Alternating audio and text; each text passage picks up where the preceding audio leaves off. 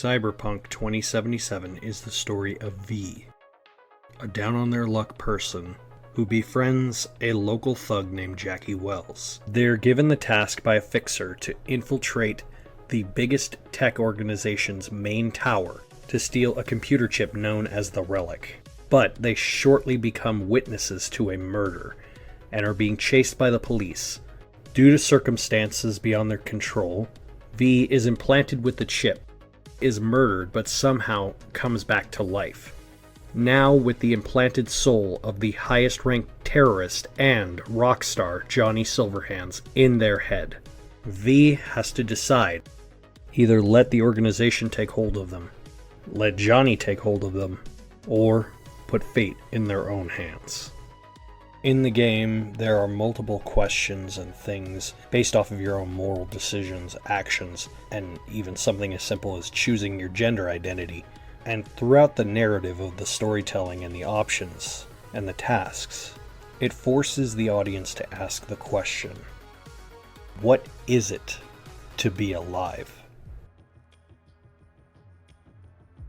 Cyberpunk as a genre has dealt with the identity of self-discovery, self-realization of who you are as an individual. The most dominant version of this would probably be Ghost in the Shell.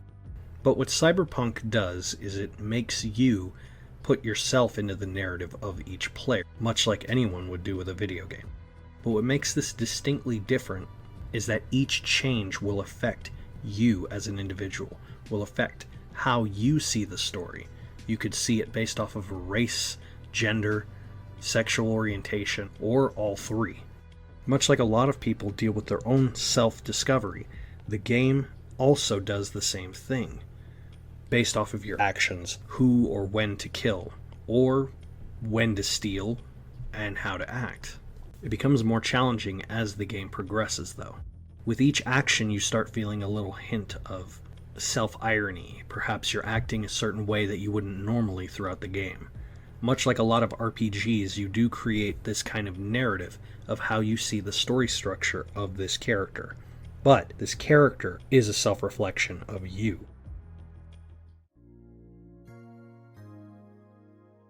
Throughout the game, you are figuratively and literally dealing with a ticking clock. You discover early on that the relic inside V's head is actually killing them, and when push comes to shove, you're eventually going to make a decision that's going to affect that. As you progress, you slowly regret progressing because you feel as though your time is running out. The more laid back you are, the more time you have, and yet the more you progress, the less time you have. So it is kind of a narrative to allow you to explore, but it's also hindering you from progressing further into the game.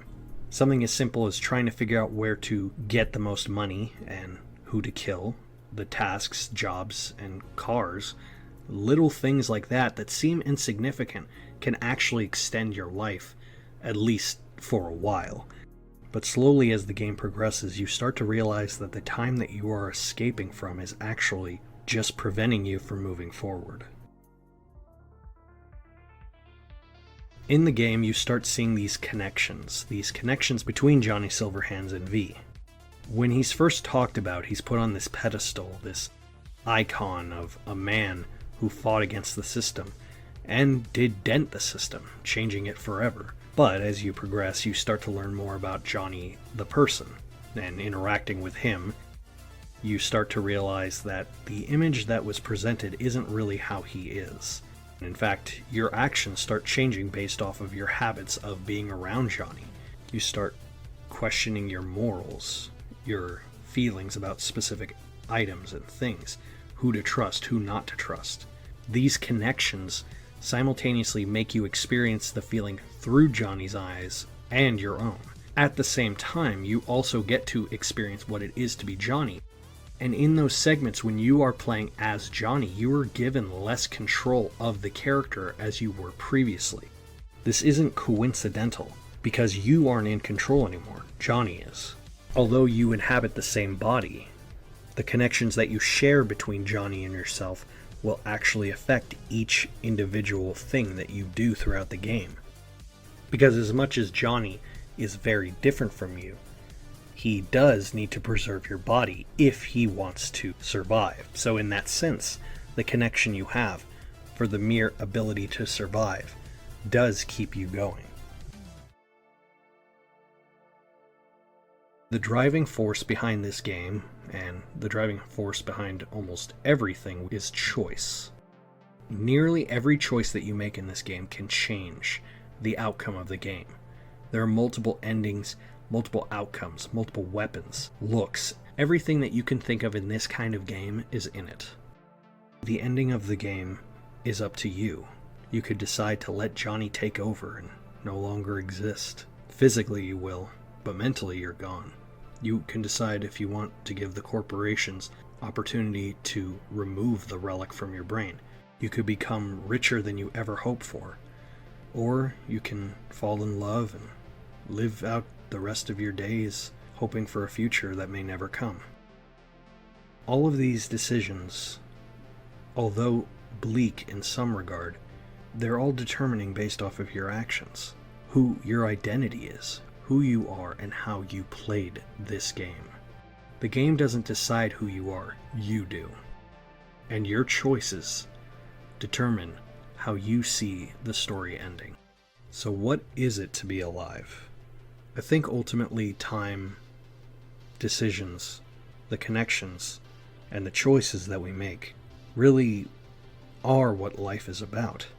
We experience things through a scope of our own personal worlds and identities to reevaluate what is and isn't important in our lives.